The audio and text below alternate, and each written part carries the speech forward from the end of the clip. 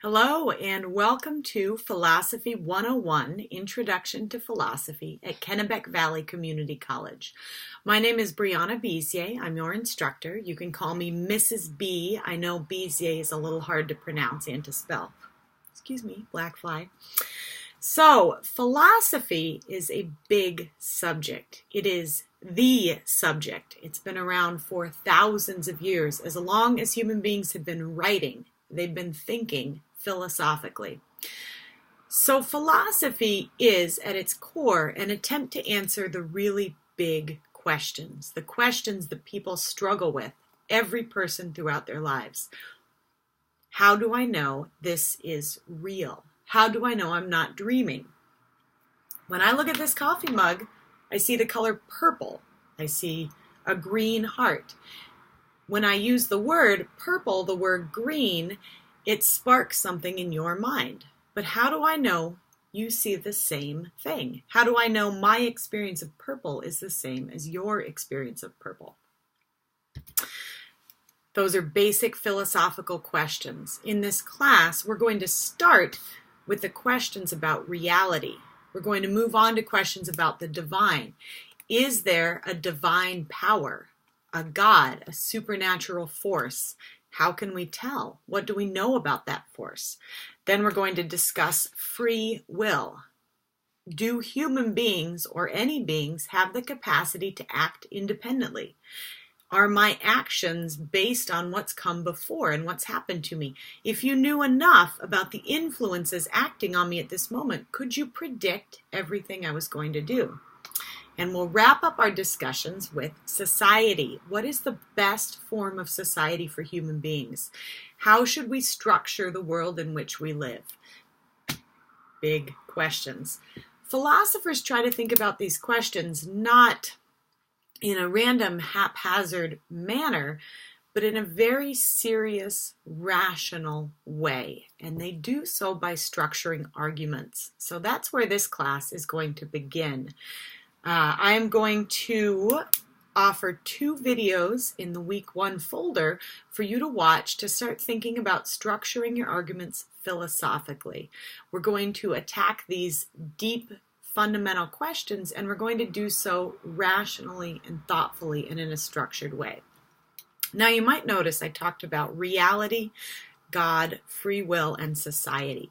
There's a major branch of ethics philosophy that I left out of this, namely ethics, because I also teach an online ethics course and I don't want there to be too much overlap between the two.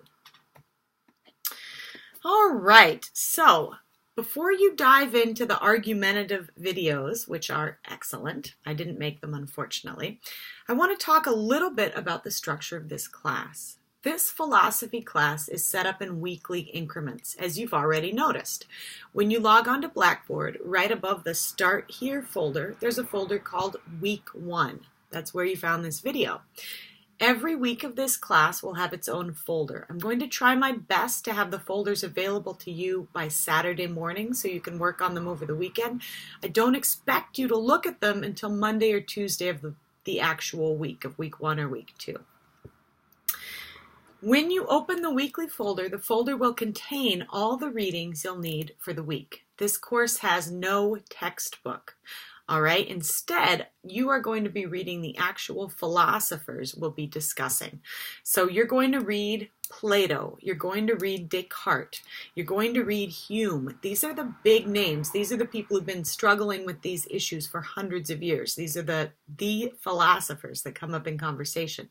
And I want you to read the actual source text. You're not reading a textbook, you're reading the actual philosophers. In the weekly folders, in addition to the readings, you're going to find some videos. Sometimes they'll be me, sometimes there'll be other videos I found online. And these videos will help you make sense of the philosophical readings. Reading philosophy is difficult. These are complicated concepts, these are sophisticated arguments. And if you feel a little bit confused or lost by the ideas, I want you to know that's normal. That's why I'll be posting these videos to help walk you through them. In addition to the readings and the videos, there will be quizzes, 1 or 2 quizzes every week over the readings. These quizzes should be pretty straightforward. Things like, what example does the narrator use in his video about argumentation? If you've watched the video, you should be able to answer the question. The quiz questions are also available. If you just look in the week 1 folder, you'll see them listed. I encourage you to read the questions before you watch the video or before you open the philosophical reading so you know what you're looking for. You are also able to take the quiz multiple times, so if you're not happy with your score the first time you take the quiz, go ahead and take it again. Take it a 3rd time, take it a 4th time, take it as many times as you like. Blackboard should be set up to always accept your highest score, and if it's not, email me and let me know and I'll fix it. There will be 2 essays in this class. There will be one about midterm time and there will be one at the end of the class. Don't worry, I'll give you lots of information about the 2 essays. You'll have an outline, you'll have the opportunity for peer review, and also with the first essay, you'll have the option to revise it and resubmit it for a higher grade. Finally, you will have discussion posts in this class. The discussion posts are a way for you to practice thinking philosophically and for you to interact with your classmates. The discussion posts will always be due on Thursday at midnight, and your response will always be due on Sunday. So for this week, you have 2 discussions, discussion 1 and 2. Please post to both of those discussions before midnight this Thursday, and then respond to one or more of your classmates by Sunday. All right, I hope that answers some questions. Please have a look at what to do week 1 for a detailed list of all the assignments for this coming week. And if you have any questions, go ahead and email me or send me a text. My phone number is at the bottom of the Start Here file. Take care, and I look forward to working with you.